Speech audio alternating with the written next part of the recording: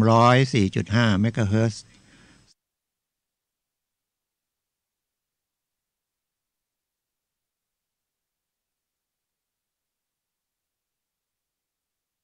พลอดุลยเดช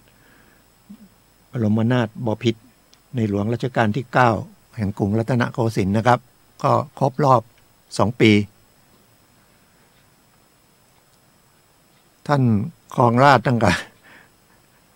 ยังเด็กนะเนาะแล้วก็เลยเป็นผู้ที่ครองราชย์นานที่สุดแต่ในสมัยรัตนโกสินทร์นี่พระบาทสมเด็จพระเจ้าอยู่หัวรัชกาลที่5นะครับก็น่าจะ42 ปีมั้งแต่ท่านเลย42 ปีก็เป็นพระมหากษัตริย์ที่ยิ่งใหญ่นะครับยิ่งใหญ่ยังไงท่านก็ไม่ได้ทำงานตลอดนะครับพระชนชีพของท่านทำงานให้ประชาชนแล้วก็รวมมาถึงจะเป็น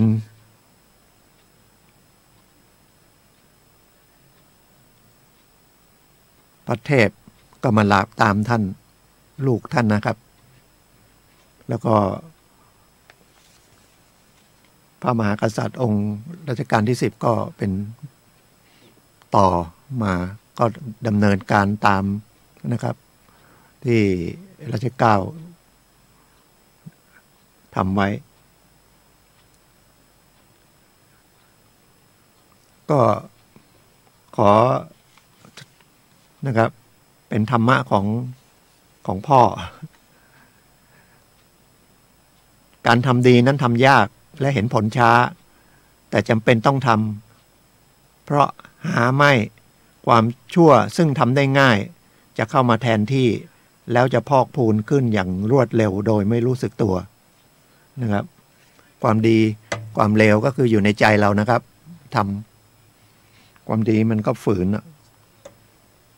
เพราะว่าปกติจิตใจเรามันตัวที่สั่งการเราเนี่ยผมก็เคยพูดนะครับก็ความโลภความโกรธความหลงก็เห็นตามข่าวเห็นไหมบางทีเรื่องเล็กๆน้อยๆมันกลายเป็นทำไมมันใหญ่โตแล้วก็ข่าวก็ออกแต่เรื่องไม่ดีเรื่องดีๆมันหาช่องดูยากเนาะทะเลาะกันก็ยิงเอาปืนอาก้ามาจากไหนปืนอาก้าเนี่ยมันเป็นปืนอาวุธสงครามนะแล้วก็ยิงไปโดนนักท่องเที่ยวยิงกันที่ประตูน้ำประตูน้ำมันก็เหมือนเอาจะว่ายังไงเชียงใหม่ก็ต้องนู่นย่านการค้าสมัยก่อนก็บอกย่านท่าแพเดี๋ยวนี้มันก็แถวนิมานเหมินอย่างเงี้ยแต่มันประตูน้ำกลางเมืองนะครับเอาอาก้ามายิงก็ไปโดนนักท่องเที่ยวถึงจะไม่ใช่นักท่องเที่ยวนะครับถ้าเป็นคนไทยก็มีกองทุนทดแทนนะครับแต่จะน้อยกว่านักท่องเที่ยวเนี่ยที่ไปจ่ายนะก็คือเรามีกองทุนช่วยเหลือนักท่องเที่ยวที่ประสบเหตุเพราะเรารายได้จากการท่องเที่ยวนี่มันเยอะอันนี้ผมพูดก็คือกลัวว่านักท่องเที่ยวเป็นอินเดียเป็นนักท่องเที่ยวเพราะว่าถ้าเข้ามาเที่ยวแล้วเกิดอันตรายแล้วก็ไม่มีการชดเชยจริงๆมันน้อยนะชีวิตคน1 ล้าน 2 ล้านเนี่ยแต่มันก็ยังดีกว่าไม่ได้ทำอะไรเหมือนเราไปเที่ยวถ้าเราจะออกไปเที่ยวถ้าเกิดมันมีเหตุอย่างเงี้ยใครจะไปแล้วเงินท่องเที่ยวกลายเป็นรายได้น่าจะเป็นรายได้มากที่สุดต้นแล้วกันนะสมัยก่อนก็ว่าส่งข้าวส่งยางพารา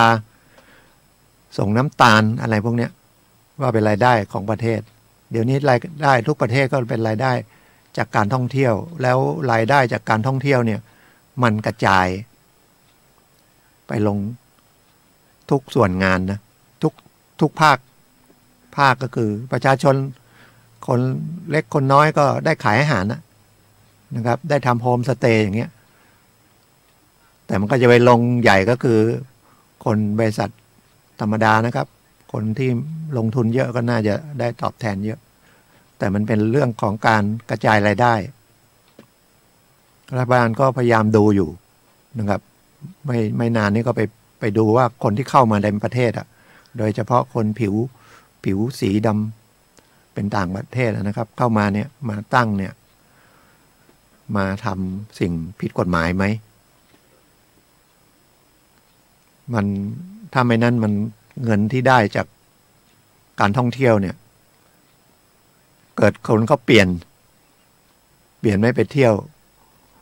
เข้ามาเที่ยวประเทศไทยไปเที่ยวประเทศลาวประเทศเขมรประเทศเวียดนามแต่ยังไงเมืองไทยก็ปลอดภัยกว่าที่อื่นนะครับฉะนั้นพระบาทสมเด็จพระเจ้าอยู่หัวรัชกาลที่9ก็เคยพูดหลายครั้งนะ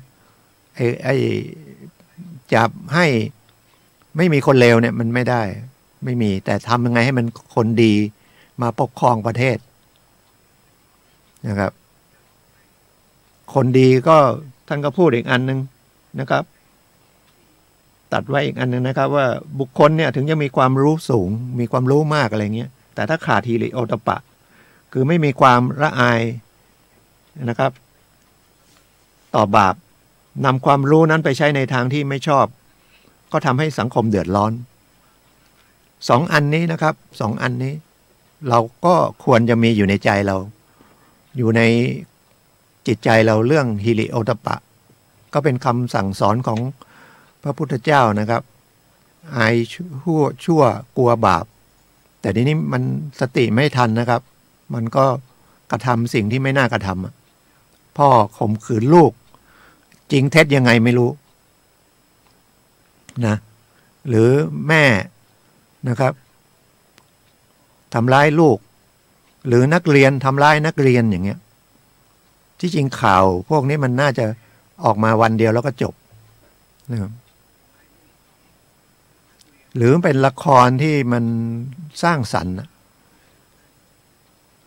ช่องดีๆมันก็ไทย PBS มั้งที่ไม่มีโฆษณาด้วยแต่มันก็น้อยนะใครก็ไม่ค่อยดูช่อง9ช่อง NBT ช่องของกรมประชาสัมพันธ์ก็ไม่ค่อยมีคนดู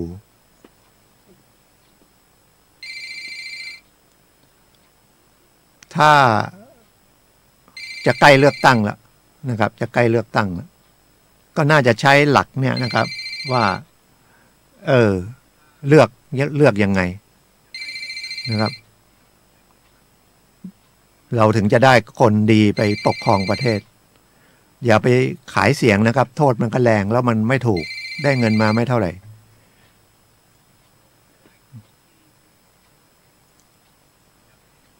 เท่าที่เรามอบให้เขาไปทำงานเรานะผู้แทนราษฎรเนี่ย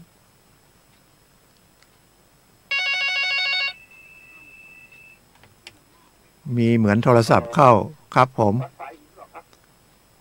อยู่ในห้องส่งครับวัดฝายหินใช่ครับแต่เดี๋ยวครับครับอ๋อผมไม่ทราบฮะ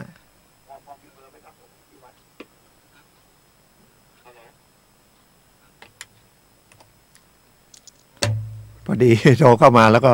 มันเป็นเรื่องว่าจะมาทำบุญไม่ใช่โทรเข้ามาในรายการผมกำลังออกรายการอยู่ก็มีอะไรขัดข้องนิดหน่อยนะครับขออภัยท่านผู้ฟังด้วยกำลังคุยถึงว่าพระบาทสมเด็จพระเจ้าอยู่หัวรัชกาลที่9นะครับก็มีพระบรมราโชวาทไว้2 อันว่าทำดีทำยากนะครับแล้วก็คนความรู้สูงถ้าขาดทำคุณธรรมในใจแล้วนี่มันก็ยิ่งกว่าอันตรายต่อสังคมนะครับผมก็เลยมาต่อเพราะว่าจะเลือกตั้งละนะครับถ้าเราจะเลือกตั้งเราก็เอาตัวเนี้ยไปพิจารณานะครับแล้วใครจะสมัครสวก็ผู้ที่จะสมัครนี่ก็เป็นอาชีพน่าจะทุกกลุ่มนะแต่ว่าเขากำหนดไว้ประมาณ10 กลุ่มอาชีพก็เป็นเกษตรกรเป็นทำสวนทำไร่ทำนาอาชีพเป็นสตรีกลุ่มสตรีกลุ่มคนพิการนะกลุ่มนักกฎหมายกลุ่มแพทย์กลุ่มพ่อค้ากลุ่มอะไรนี่ก็คัด เลือกสรรกันเอง50 คน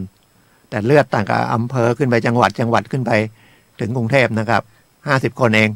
แต่อีก200มันมี200นะครับตามรัฐธรรมนูญฉบับใหม่เนี่ยสว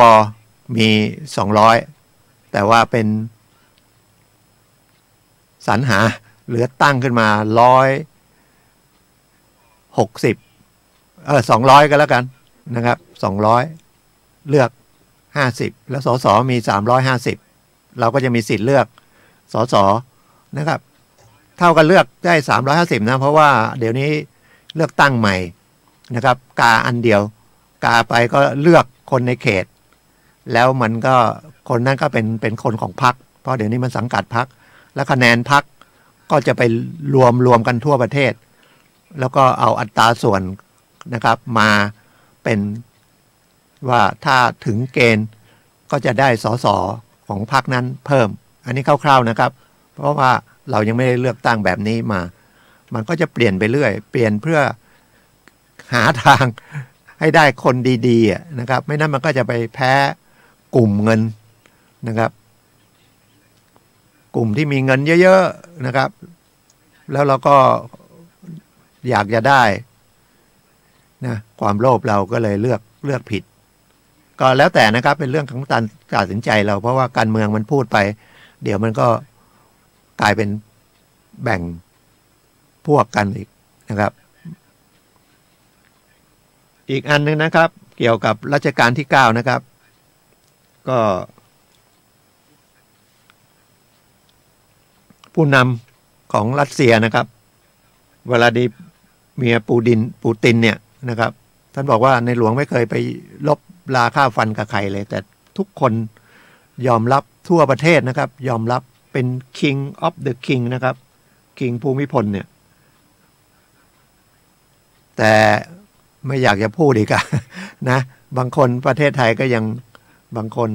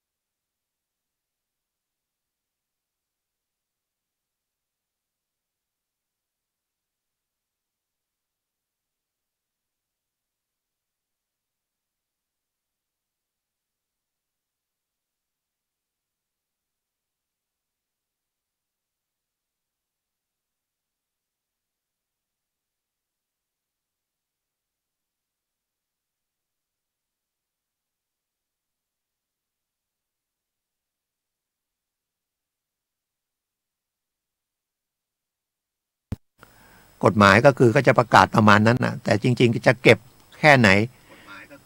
ก็ว่าก่อนนะครับเป็นพระราชบัญญัติออกมาแล้วเดี๋ยวก็มีประกาศนะครับ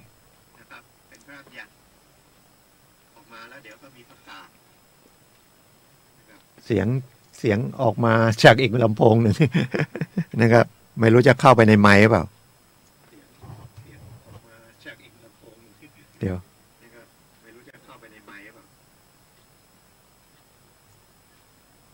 มันจะเป็นกลายเป็นเสียงซ้อนกันนะแต่เป็นนี้พอถึงเรื่องจะเสียเงินเนี่ยใครๆก็ นะครับก็เลยว่ามันเก็บแพงเหมือนกับไอ้ที่จะออกเรื่องใบขับขี่นะครับเรื่องใบขับขี่เรื่องอะไรอย่างนั้นอีกนะพอจะเสียเงินนะครับทุกคนอ่ะผมก็รู้สึกอย่างนั้นอ่ะผมต้องไปเสีย400-500เ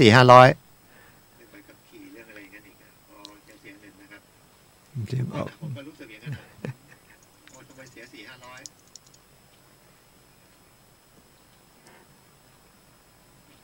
มันต้องดูต้นเหตุมันนะว่าไอ้สุนัขที่มันมาอยู่ที่ตามวัดเนี่ย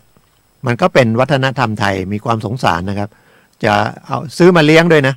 ซื้อมาเลี้ยงพอโตขึ้นไปมันไม่น่ารักนะครับหรือไปพิการมั่งไปป่วยมั่งรักษาไม่ไหวค่าใช้จ่ายสูงนะครับเลี้ยงสุนัขตัวหนึ่งเนี่ยหรือแมวตัวหนึ่งเนี่ยถ้าเรารักมันนะรักษาพยาบาลเนี่ยหมดตัวหนึ่งหลายพันบาทหรือค่าอาหารเดือนหนึ่งก็หลายร้อยบาทแต่นี้พอเลี้ยงไปจะไปทำอะไรไงไม่ได้ก็มาปล่อยวัดนะครับปล่อยวัดไว้ก็เป็นภาระวัดแต่มันก็มีปัญหาที่ว่าไม่ได้ฉีดไอ้วัคซีนซึ่งก็มีการฉีดทุกปีนะครับเทศบาลก็เอามา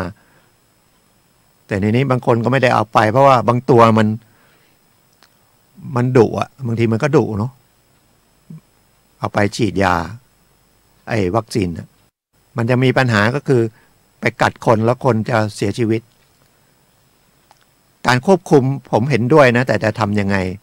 ไอ้เบื้องแรกเนี่ยนะครับแต่ต่อไปมันอาจจะว่าคุณจะเลี้ยงสุนัขนี่ต้องไปขออนุญาตก่อนนะว่าคุณจะเลี้ยงแล้วมันไม่ใช่ว่าสุนัขกับแมวมันจะเป็นคำว่าสัตว์เลี้ยงไหมแล้วสัตว์เลี้ยงนี่มันอะไรอีกเพราะบางคนมันไม่ใช่เลี้ยงแค่นี้นะครับกระรอกกระต่ายนะครับเลี้ยงกระแตเลี้ยงลิงพวกนี้ก็เป็นพิษสุนัขบ้าหมดอะ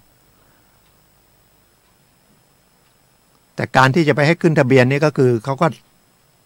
ถูกต้องนะครับแต่การไอ้เงินที่ประกาศมาเนี่ยเขาอาจจะไม่เก็บก็ได้หรือเก็บอาจจะ10 บาท20 บาทก็ได้นะครับแต่ว่ามันน่าจะเปิดโอกาสว่าไอ้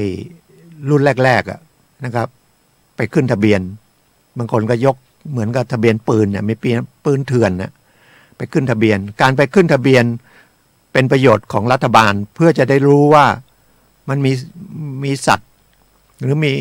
มีสัตว์เลี้ยงเนี่ยนะครับหรือเทียบกับปืนเนี่ยมีปืนเถื่อนอยู่ที่ใครมั่งเปิดโอกาสให้เข้าไปแต่หลังจากนั้นแล้วต้องปราบปรามหรือทำโทษจริงๆแต่ถามว่ายากไหมออกกฎหมายมาเนี่ยเวลาปฏิบัติเนี่ยยากไหมยากนะครับเพราะว่าความรับผิดชอบของคนเนี่ยมันบังคับด้วยกฎหมายไม่ได้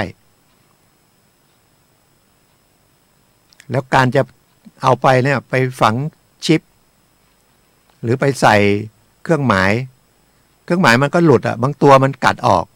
มันจะมีโทษไหมเพราะคนออกกฎหมายเนี่ยมันจะละเอียดถึงขนาดนี้ไหมแต่การออกมาเนี่ยมันก็ต้องผ่านอันนี้มันผ่านแค่ร่างแล้วครม.เห็นชอบมันก็ต้องเข้าไปสนช.ที่ไปพิจารณาอีก3 วาระแล้วออกมาก่อนที่จะเป็น3 วาระมันก็ต้องไปเขียนยังไงเขียนกฎหมายให้มันคลุมอ่ะมันไม่ได้เขียนยังไงก็ไม่คลุมนะครับแล้วพอเขียนมาโทษเยอะๆเนี่ยมันก็อาจจะเป็น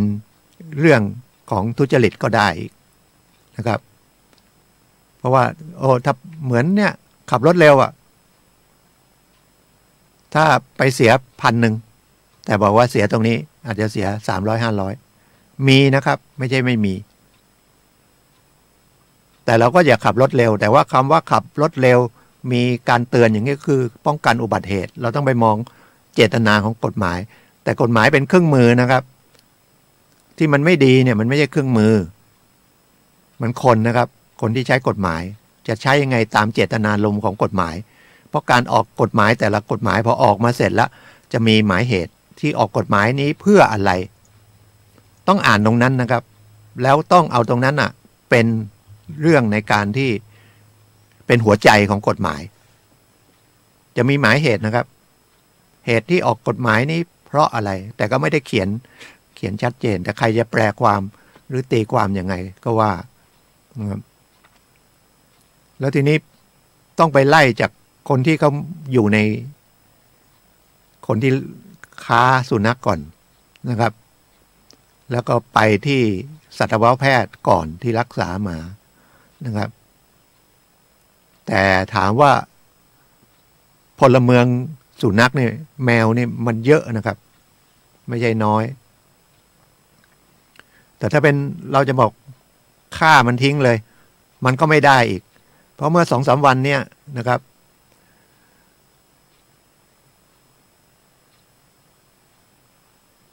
เจ้าฟ้าหญิงจุฬาภรณ์ไปประชุมที่ต่างประเทศเดี๋ยวผมจำฝรั่งเศสหรือไงเนี่ยท่านก็พูดบอกว่าท่านจะต้อง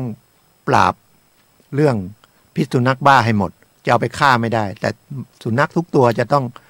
ปลอดนะครับจะไปไล่ฉีดวัคซีนกันยังไงนะครับมันต้องหลายทางนะครับแล้วคนที่จะรักเลี้ยงจริงๆเนี่ยต้องยอมนะครับต้องมีเมตตาสูงนะครับเอามาไม่ใช่ว่าตอนน่ารักโอเค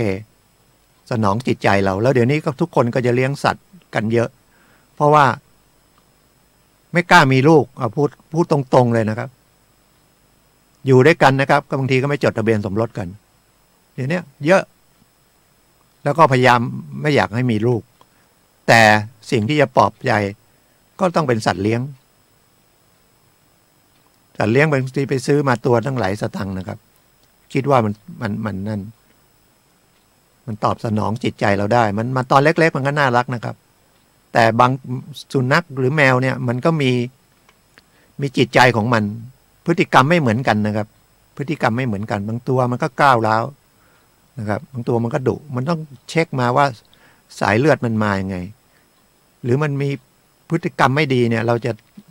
จะทำยังไงกับมันไม่ใช่ไปถึงก็ไปปล่อยเนี่ยความรับผิดชอบไม่มีเหมือนขยะนะครับจะออกกฎหมายยังไงมันก็มีกฎหมายอยู่มันก็ยังมีขยะทิ้งกันเรี่ยราดนะหรือเอาง่ายๆฟุตปาดไว้ทางเดินแต่เขาก็ขายของลอตเตอรี่80 บาทก็ขาย100 บาทบางทีเรื่องเล็กๆน้อยๆเนี่ยมันถ้าพูดถึงการเมืองอีกมันก็ต้องเอาไปโจมตีกันอีกใครเป็นรัฐบาลเดี๋ยวตัวเองมารัฐบาลจะปราบยังไงอีกหรือจะพูดยังไงอีกลอตเตอรี่ก็ผมเห็นคนเขาขายเขาก็โอ้โหถีบจักรยานไปแต่ได้กำไรซื้อมา70 บาท40 ตังค์อย่างเงี้ยไปขาย80 บาทได้ประมาณ9 บาทนะครับแต่บอกเลิกอาชีพนี้สิไม่ใช่นะครับมันพูดอย่างนั้นมันพูดไม่ได้ทุกอาชีพมันก็เป็นเรื่องที่เขาถนัดที่จะทำมาหาอาชีพเนี่ยอาชีพอย่างนี้เมื่อเช้าผมขับรถออกมาจากบ้านนะครับระยะทางจากถนนซุปเปอร์จะถึงบ้านผมเนี่ยนะครับออกมาที่ป่าแดดสารพีเนี่ยนะครับ8 กิโลสวนกับจักรยานที่เขาถีบเข้าไปขายลอตเตอรี่แล้วคนที่จะขายลอตเตอรี่เนี่ยเขาก็ต้องขาย100คนพอใจซื้อก็ซื้อนะครับไม่ซื้อก็ไม่ซื้อเขาจะลดราคาลงมาเองนะครับเพราะเราไปพอใจซื้อเพราะว่าเราต้องการที่ว่ามีโชคมีลาภแต่ทั้งที่ถ้าเราไม่ได้ทำให้ทานให้อะไรไว้เยอะๆมันจะมีโชคมีลาภเนี่ยไม่ได้นะครับได้เงินมาเป็นก้อนแล้วทุกอย่างที่ได้มาถ้ามันได้มาง่ายๆเนี่ยผมเห็นได้มาทุกคนก่อทุกข์ทั้งนั้นแล้วก็หมดไปรวดเร็วแล้วก็เสียพี่เสียน้องอีกนะครับแล้วบางทีก็สติไม่ดีนะครับได้เงินมาแล้วก็หายแวบไปกับตามันก็เหมือนแวบมาได้10 ล้านนะครับ5 ล้าน4-5 ล้าน เดี๋ยวนี้มันเท่าไหร่ใบหนึ่ง6 ล้านอย่างเงี้ยพี่น้องไม่รู้จากไหนก็มาแล้วเพื่อนจากไหนก็มาแล้วก็5-6 ล้านเนี่ยไม่ใช่เยอะนะครับตัวเองก็ไม่รู้ว่ามันเป็นเงินล้านเนี่ยมันเยอะขนาดไหนคิดว่ามันเยอะใช้วันหมื่นมันก็เท่าไหร่อ่ะวันละ5,000เนี่ยอย่าไปคิดว่าใช้วันหมื่นไม่ได้นะครับมันถ้าจะใช้เนี่ยหรือไปเที่ยวเนี่ยนะก็สำหรับคนรวยนะไปเที่ยวเนี่ยวัน20,000ไปอเมริกา10 วัน12 วัน240,000หรือไปเที่ยวใกล้ๆเนี่ยก็วันหนึ่ง5,000แต่เราจะไปเที่ยวเพื่อจะใช้เงินแล้วเงินล้านเนี่ยแป๊บเดียวนะครับแป๊บเดียวอย่าไปใช้ว่าได้แต่มันจะยิ่งมีมากมันก็ยิ่งทุกข์มากอ่ะผมว่างั้นเนาะไม่รู้นะหวงไหมมีของเยอะๆแต่ลืมหวงตัวเองนะหวงจิตใจตัวเองลืมนะแล้วเราก็ไปกับเขาไปเรื่อยนะครับอยากได้เงินเยอะไปค้ายาบ้าอยากได้เงินเยอะไงไม่รู้จะทำยังไงคิดว่าจับไม่ได้ควบคุมไปเรือนจำก็แหกคุกหนีคุกแต่ผมเห็นแล้วนะแม้ที่ลำพูนเสียวนะย้ายนักโทษไปเนี่ยแต่จริงๆเขายังไม่ได้นักโทษก็มีนะเขายังเป็นอยู่ระหว่างฝากขังอ่ะแต่โทษแรงอ่ะมันดูไม่ปลอดภัยอ่ะมันต้องเอารถเข้าไปทั้งคันเนาะแล้วก็ปิดประตูแล้วค่อยเปิดรถลงอ่ะอันนี้เอารถไปจ่อที่ลำพูนก็เหมือนกันนะแต่ที่เห็นที่แม่แตงนั้นมันเป็นแบบเรือนจำพิเศษเรือนจำกลางต้องถอยเข้าไปในนั้นนะในอาคารนะแล้วปิดประตูอาคารก่อนนะแล้วถึงจะเอาคนลงนะอย่าไปบอกว่าตีตวนแล้วไปตีตวนใส่กุญแจมือถ้าใส่โซ่แล้วไปดึงไว้ไปล้อมไว้กับรถเอาอีกละเดี๋ยวก็ถ่ายลงมือถือละโอ้เขายังไม่ผิดเลยเขาเป็นคนเหมือนกันเขาเป็นมนุษย์เหมือนกันทำไมทำเหมือนกับเป็นไม่ใช่มนุษย์ล่ามโซ่อย่างนั้นเลยก็คุณอย่าไปเกี่ยวข้องกับให้มันผิดเกี่ยวกับอาญานะครับมันต้องมีเหตุละคุณถึงต้องถูกต้องเป็นต้องผู้ต้องหามันมีไม่เป็นต้องหาที่ว่าไม่ได้ทำผิดอ่ะแต่มันก็ก้ำกึ่งอ่ะเข้าไปอ่ะมันก็ต้องโดนอย่างนั้นเหมือนกันมันเป็นจังหวะชีวิตอ่ะนะครับต้องใส่กุญแจมือนะครับต้องใส่ถ้าจะออกจากเรือนจำก็ต้องตีตวนก็คือเอาเหล็กมาแล้วก็ตีให้มันงอไม่ใช่มีกุญแจนะครับตวนเนี่ยถ้าจะเอาออกก็ต้องไปงัดมันก็มีบางคนตีตวนเนี่ยเขาเล่าว่านะตีให้มันหลวมก็ได้ตีให้มันแน่นก็ได้หรือแกล้งเห็นก็ว่าถ้าไม่จ่ายเงินคนตีเขาเล่าว่านะอันนี้ในคุยเล่นๆนะครับเดี๋ยวจะ กรมราชทัณฑ์จะมา อาจจะเฮ้ยอย่าตีแน่นอย่าแกล้งเดี๋ยวแกล้งตีผิดถ้าไม่ให้ตังค์เขาเล่าว่าไม่มีหรอกนะครับเดี๋ยวผมได้ยินมาอย่างนี้ก็แล้วกันเดี๋ยวมาถามอีกใครเล่าผมได้ยินมาบางทีว่าอย่างนั้นนะครับเดี๋ยวกรมราชทัณฑ์ได้ยินมานะว่าผมพูดไม่ดี แต่ผมไปช่วยงานราชทัณฑ์เยอะนะผมไปสอนศักษาในเรือนจำนะครับผมอยู่เป็นคนของสถาบันพลังจิตอานุภาพก็แต่ว่าวันนี้มานั่งออกรายการก็พูดเพื่อจะได้เห็นว่าอ๋อแล้วใครนักโทษหนีเนี่ยหรือผู้ต้องหาหนีเนี่ยนะครับคนที่ควบคุมก็ต้องรับผิดมีโทษด้วยแต่ผมพูดว่าละหลวมนะครับแต่ถ้าเข้มงวดมากเอาละนะครับเนี่ยมันแต่พอหนีไปก็เอาอีกอะโอ้นักโทษหนีถ้าหนีใกล้ๆบ้านเราเนี่ยเอาอย่างหนีในเชียงใหม่อย่างเงี้ยหวาดผวากันหมดละนะครับแต่ถ้าไปควบคุมเข้มงวดก็ว่าอีกอะคือเป็นมีแต่จะว่ากันนะแต่ชมกันมีไหมชมกันนี่คนไทยนี่ชมกันยากนะครับขอบคุณขอบใจนี่บางทีก็ยากสวัสดีก็ไม่รู้ยากไหมนะครับเดี๋ยวนี้ไม่ค่อยสวัสดีกันเนาะยกมือไหว้เนี่ย เป็นไหมบางทีเด็กๆเจอเขาก็ไม่สวัสดีแล้วก็ไม่รู้เนาะบางทีก็ไม่เรียกบางทีก็เรียกชื่อไม่เรียกญาติลุงป้าน้าอาเนี่ยไม่มีพี่ก็ไม่ค่อยมีพูดกันธรรมดาพี่น้องก็เรียกกันเฉยๆมันก็เลยการเป็นพี่เป็นน้องเนี่ยมันเลยขาดไปแต่ผมไม่รู้นะ ครอบครัวผมก็ลุงป้าน้าอาพี่ป้าน้าอานะครับมันก็นับถือกันแต่มันก็ต้องอยู่ที่คนคนนั้นด้วยพี่ก็ต้องเป็นพี่น้องก็ต้องเป็นน้องผิดถูกเดี๋ยวค่อยว่ากันนะครับนี่ก็แบ่งมรดกอีกแล้วนะครับขอพูดซ้ำพี่น้องก็จะเสียกันอีกแล้วนะครับไปทำหนังสือตกลงไว้ก่อนนะครับว่าจะให้ฉันเป็นผู้จัดการมรดกฉันจะต้องเอามากกว่าครับนั่นก็กลัวไม่ได้ไงไม่รู้ก็ไปเซ็นเพราะว่าคนหนึ่งก็ไม่ค่อยรู้หนังสืออีกคนหนึ่งก็ดื่มสุรามากนะครับอีกคนรู้เรื่องดีก็เลยเป็นพี่ด้วยนะฉันไปเป็นจัดการมรดกก็ได้แล้วก็เอาไปบันทึกไว้ก่อน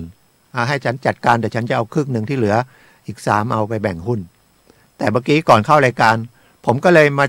เขาไปเจอผมที่ผมไปนั่งให้คำปรึกษากฎหมายที่ศาลจังหวัดลำพูน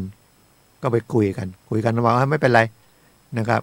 คนหนึ่งที่ดินอยู่บ้านกลางแต่คนหนึ่งญาติอีกคนหนึ่ง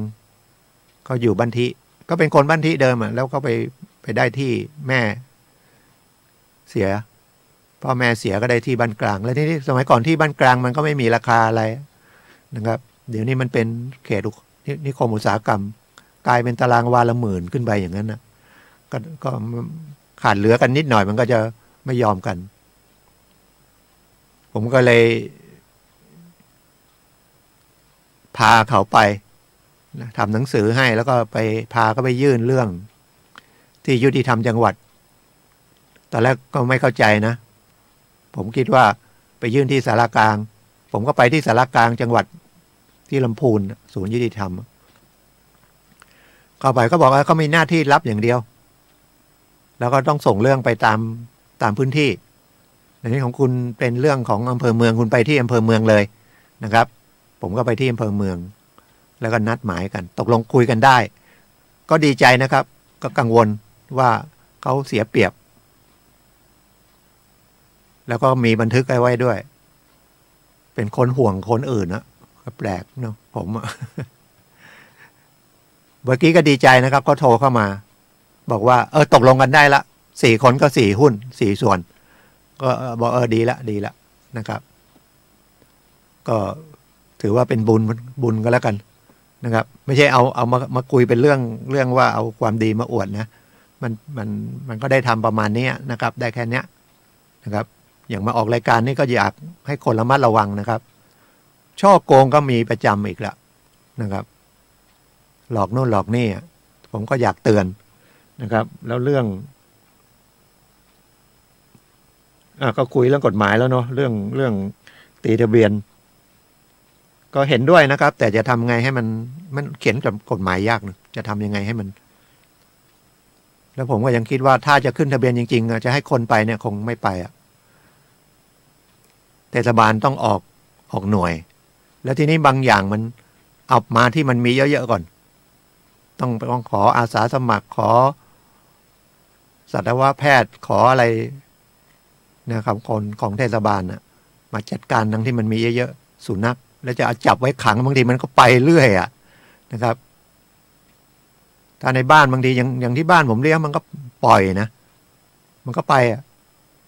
แล้วก็เอาซื้อปลอกคอมันก็ไม่มันรำคาญมันก็กัดออกเหลือนี้ก็ไม่ได้ใส่แต่ฉีดยานะครับฉีดวัคซีนฉีดยามีสุนัข2มีแมว1อย่างเงี้ยมันก็มาเองสุนัขนี่ก็เอาจากวัดไฟหินไปนะ2 ตัวเลี้ยงมันแต่ก็ฉีดวัคซีนฉีดสารพัดนะครับเอาไปตั้งแต่ตอนมันสัก2 เดือนฉีดวัคซีน5 โรคนั้นหมดไปหลายร้อยแล้วนะแล้วก็ฉีดไอ้พิษสุนัขบ้าเนี่ยมันไม่เท่าไหร่ละ20 บาทเองมั้งแต่นี้มันใหญ่แล้วเนี่ยมันจะจับยังไงไอ้ตัวนึงก็กล้าวแล้วนะครับขนเกรียนหน่อยอีกตัวใหญ่แต่มัน มันดีก็คือมันไม่ก้าวร้าวนะครับ จับได้อาบน้ำได้อีกตัวไม่ยอมอ่ะจะทำยังไงนะแล้วรถผมเข้าไปมันก็กระโดดมารถเป็นรอยหมดแล้วทีนี้มันไม่ใช่ไปรถเราดิรถพักพวกเขาเข้ามาในบ้านไปโดดใส่เนี่ยเดี๋ยวผมก็ต้องเสียเงินไปซ่อมสีให้เขาอีกอะนะครับก็ต้องระมัดระวังอะเนี่ยมันก็เป็นเหตุนะครับจะเลี้ยงยังไงก็ต้องดูแลรับผิดชอบโอเคนะจบนะ ทีนี้มันผมโน้ตมาแล้วว่าจะคุยเรื่องไอ้การไปบันทึกไว้ก่อนว่าถ้าให้ฉันเป็นผู้การมรดกแล้วต้องแบ่งประมาณเนี้ยผมก็พยายามหาข้อกฎหมายเพื่อจะไปช่วยเหลือเขาถึงจะเป็นการบันทึกไว้ แต่ว่าตอนบันทึกนั้นน่ะคนหนึ่งไม่รู้หนังสืออาจจะเขียนชื่อได้แต่ไม่รู้หนังสือดีได้อ่านไหมแล้วเข้าใจไหมแล้วมีเหตุยังไงที่จะต้องไปให้เขามากกว่านะครับมันก็ขัดกับหลักการนิติกรรมนะครับของประมวลกฎหมายแพ่งมาตรายกแล้วหน่อยเดี๋ยวไปค้นได้ประมวลกฎหมายแพ่งและพาณิชย์นะครับมาตรา149อันนี้เป็นหลักใหญ่ของนิติกรรมหรือของสัญญาทั้งหลายสัญญาก็เป็นส่วนหนึ่งของนิติกรรมนะนิติกรรมกฎหมายเขียนนะครับนิติกรรมหมายความว่าการใดๆอันทำโดยชอบด้วยกฎหมายและด้วยใจสมัคร2อันนะครับชอบด้วยกฎหมายและด้วยใจสมัครมุ่งโดยตรงต่อการผูกนิติสัมพันธ์ขึ้นระหว่างบุคคลต้องเป็นระหว่างบุคคลด้วยนะครับเพื่อก่อเปลี่ยนแปลงโอนสงวนหรือระงับซึ่งสิทธิ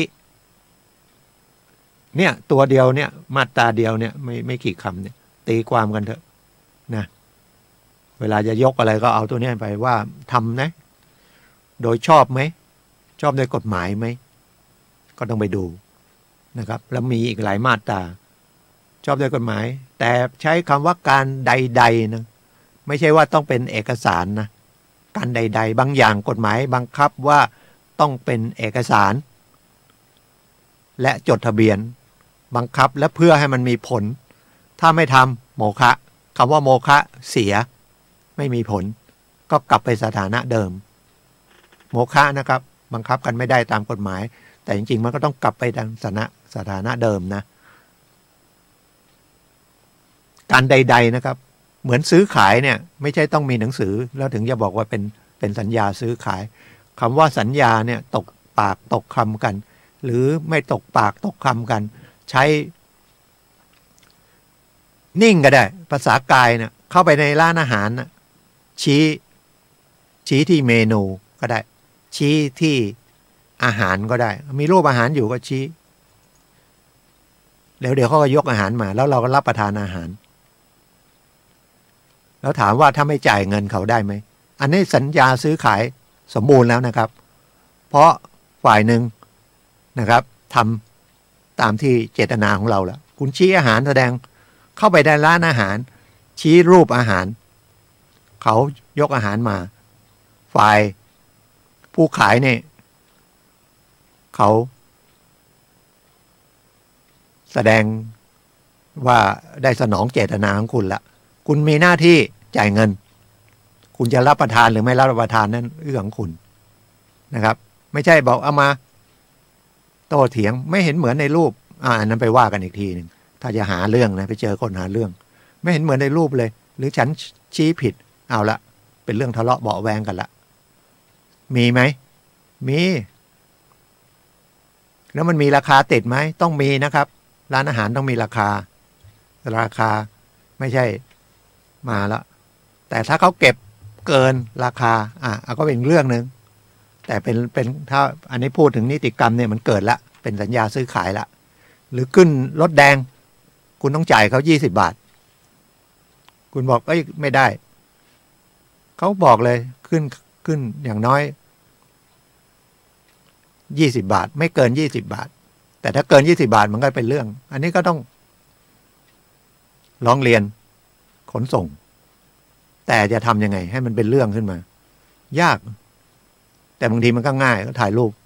หรือแท็กซี่เรียกมาแล้วไม่รับ เขาก็ผิดคือทุกอย่างที่มันทำกฎหมายขึ้นมาความ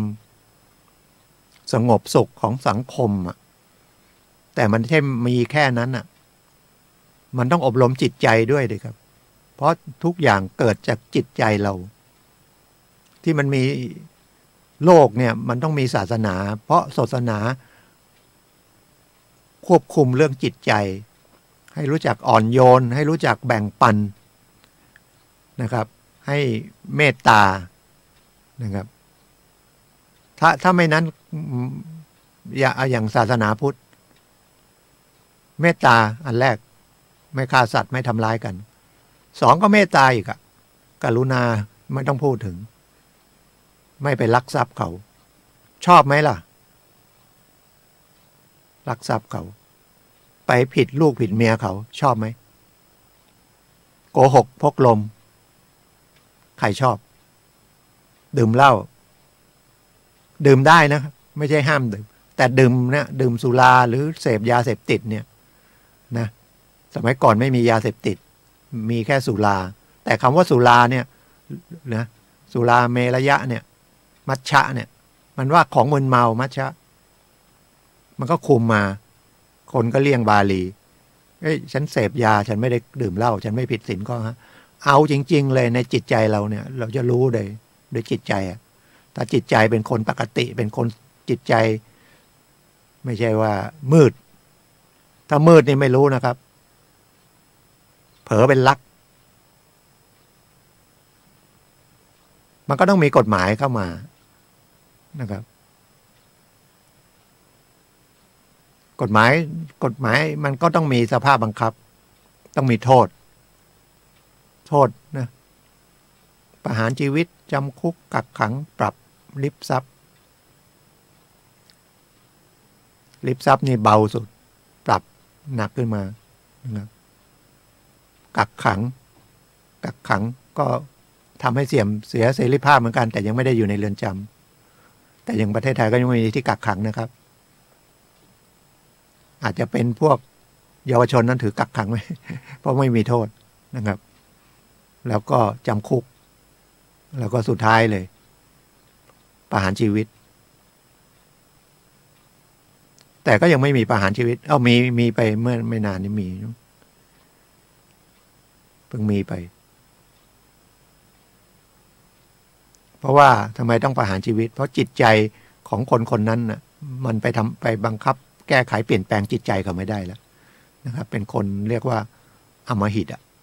ร่างกายเป็นมนุษย์แต่จิตใจเนี่ยเป็นอำมหิตมากเลยนะครับก็เลยต้องทำลายร่างกายนั้นแต่จริงๆจิตใจเขาก็ไปเกิดใหม่อีกครับ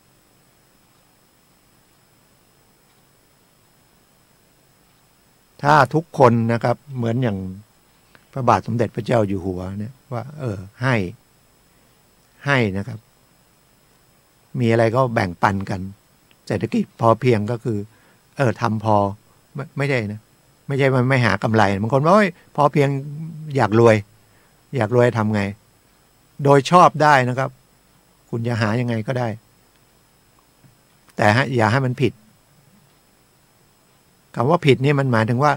ถ้าเราเป็นผู้ถูกกระทำอย่างที่เราจะกระทำเนี่ยเราชอบไหม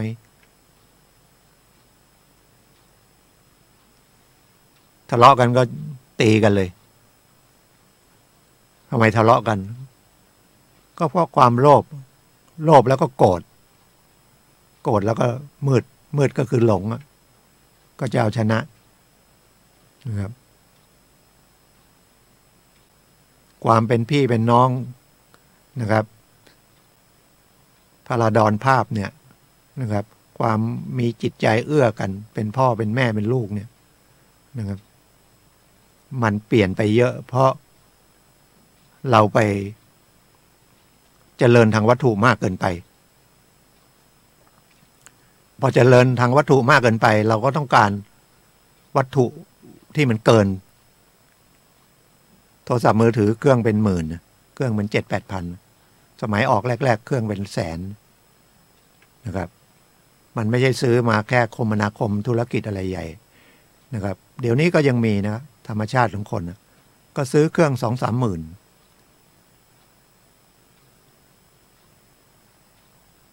พื่ออวดกันนะครับรถคันหนึ่ง500,000กับคันละ5 ล้านก็มี4 ล้อแต่ผมก็อยากได้รถคัน5 ล้านนะถ้าผมมีกำลังซื้อแต่ถามว่าถ้าคิดละเอียดอย่างจริงเงิน5 ล้านกับเราซื้อรถแค่1 ล้านเดียวอีก4 ล้านเนี่ยไปใช้ประโยชน์อย่างอื่น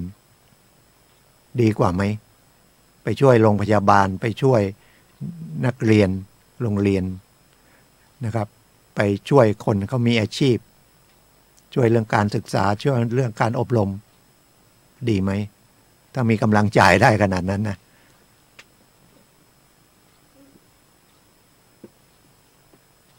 อยู่ที่การให้นะครับ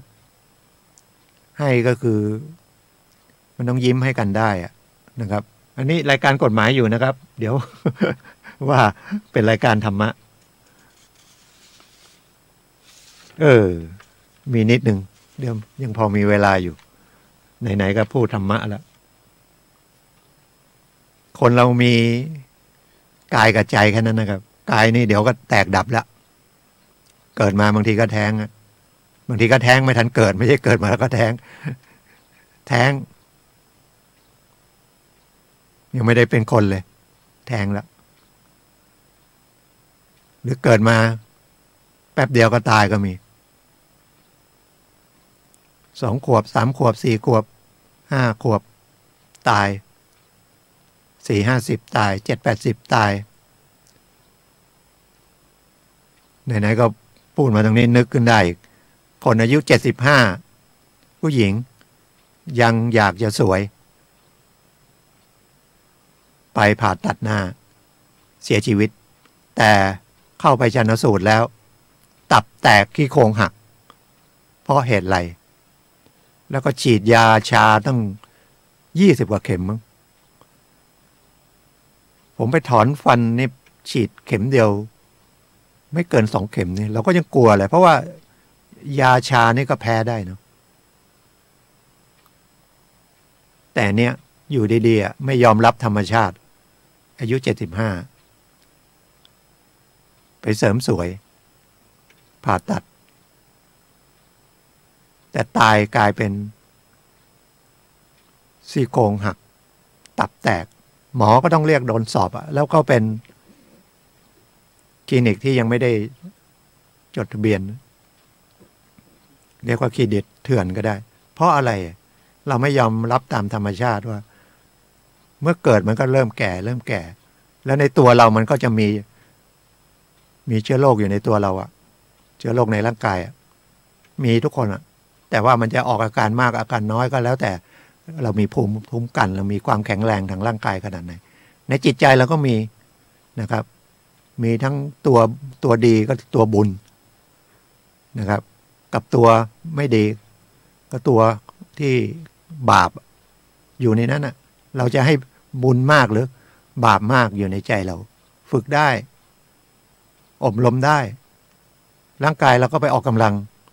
ให้มันแข็งแรงไม่ใช่กินกับนอนกินกับนอนหรือกินอยากอาหารอร่อยอย่างเดียวเดี๋ยวก็เป็นเบาหวานเป็นความดันนะครับเป็นเกาต์เป็นไขข้อเป็นสารพัดก็ต้องกินอาหารออกกำลังกายเฉพาะร่างกายจิตใจก็ต้องไปอบรมนะครับที่เราบอกว่าไปทำสมาธิจริงๆไปฝึกสตินะครับฝึกส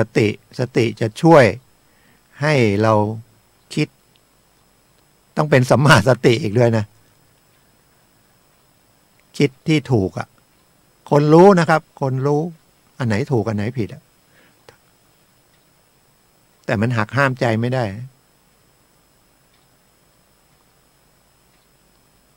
กาแฟแก้วละ100ก็ไปเข้าคิวซื้อเนาะหรือแก้วเดี๋ยวนี้แก้ว60ก็ไม่เห็นบ่นว่าแพงแต่อาจจะไปซื้อข้าวสารขึ้นมา10 บาทตอนนี้เคยซื้อ180เป็น190ก็บ่นว่าแพงแต่ข้าวเปลือกทำไมถูกอะไรก็ว่ากันมันความพอดีมันมีตรงไหนนะครับแล้วคนเรามีสิ่งที่เรากระทำเรียกว่ากรรมภาษาพระ กรรมแปลว่าก็คือหมายถึงการกระทำของตัวเราเองผลก็ลงกับตัวเราเองนะครับคนอื่นเขาทำอะไรเขาก็ผลเขาก็ลงตัวเขาเองนะครับเราช่วยเหลือได้ก็ช่วยเหลือถ้าเห็นเขาจะไปทางที่ไม่ถูกแต่ต้องดูด้วยนะครับบางทีที่เขาได้รับณวันนี้มันอาจจะเป็นอดีตมานานแล้วคนมาเป็นเบาหวานมันไม่ใช่เป็นเบาหวานประเดี๋ยวนี้นะครับไม่ได้ดูแลร่างกายมาอาจจะเป็น5 ปี 10 ปีหรือเป็นโรคไตอย่างเงี้ยนะครับไปฟอกไตหรือคนไม่ได้เรียนหนังสือเพราะว่าโอกาสไม่มีนะครับโอกาสไม่มีแต่ถ้าเขามีความภาคเพียรมีความมุมานะมีศรัทธาเชื่อถือได้ว่าเชื่อว่าการเรียนการมีความรู้เนี่ยนะครับจะช่วยให้ชีวิตดีขึ้นแต่อย่างที่นั่นนะครับไม่ใช่มีความรู้มากก็เลยใช้ความฉลาดเนี่ยเอาเปรียบก็ไม่สมควรโลกมนุษย์ก็เป็นประมาณนี้นะครับประมาณนี้แต่ทำยังไงให้มันพอดีนะครับมันก็จะมีคนต่างกันนะครับ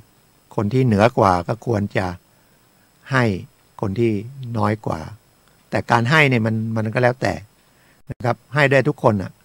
นะครับถ้าคิดว่าจะให้มันไม่จำเป็นต้องให้เงินหรือให้วัตถุให้ใจกันก็ได้นะครับยอมก็เป็นการให้นะครับถ้าเราเห็นแก่วัตถุมากก็คือวัตถุก็ดูแลเราถามว่าวัตถุทั้งหลายที่อยู่ในโลกเนี่ยจะเป็นเงินทองเป็นทรัพย์สินเพชรพลอยแม้แต่ร่างกายเราเนี่ยมันเอาไปไม่ได้นะครับหมดลมหายใจก็จบหมดเลยเงินที่คุณมีอยู่ในบัญชี10 ล้าน20 ล้าน100 ล้าน1,000 ล้าน10,000 ล้านสมบัติที่มีที่ดินทั้งหลายอะไรทั้งหลายก็มันก็จะหมดนะครับก็หมดไปอันนี้ก็เป็นรายการนะครับทนายความก็บอกคนที่จะไปเกิดเป็นมนุษย์เนี่ยมันมีประตูเดียวนะ ตายแล้วจะไป31 ภพเนี่ยไปยังไงรถมารอ31 คันนะครับ4 คันไปนรกเปรตอสุรกายสัตว์เดรัจฉานอีกคันหนึ่งก็ไปมนุษย์ อีก6 คันไปสวรรค์อีก20 คันไปพรหมทีนี้ตอนจะตายจริงๆไม่ตายนะครับคำว่าจุติมันเกิดเปลี่ยนร่างนะครับณเวลาสุดท้ายที่จะจุติจิตเราคือเหมือนเราซื้อตั๋วจะขึ้นคันไหนนะครับพลาดพลั้งไปขึ้นใน4 คันนั้นนะครับอาจจะเป็นนรกเปรตอสุรกายเดรัจฉานเพราะว่าถ้าเราทำสิ่งไม่ดีมากๆนะครับมันนึกสิ่งไม่ดีมันก็จะมาให้เรานึกแต่ถ้าคนทำดีๆไว้เยอะๆก็อย่าเผลอนะครับตอนที่จะจุติเนี่ยตอนจะเสียชีวิตตอนจะสิ้นลมเนี่ยนะครับไปนึกที่แทนจะนึกสิ่งดีๆเกิดไปแวบสิ่งที่ไม่ดีก็อาจจะไปที่ไม่ดีก่อนนะครับแต่เราชาตินี้เราได้เป็นมนุษย์แล้วนะครับเป็นทางที่เราจะเลือกไปทางไหนมันต้องกลับมาเป็นมนุษย์อีกเหรอถ้ากลับเป็นมนุษย์อีกถึงจะมาร่ำรวย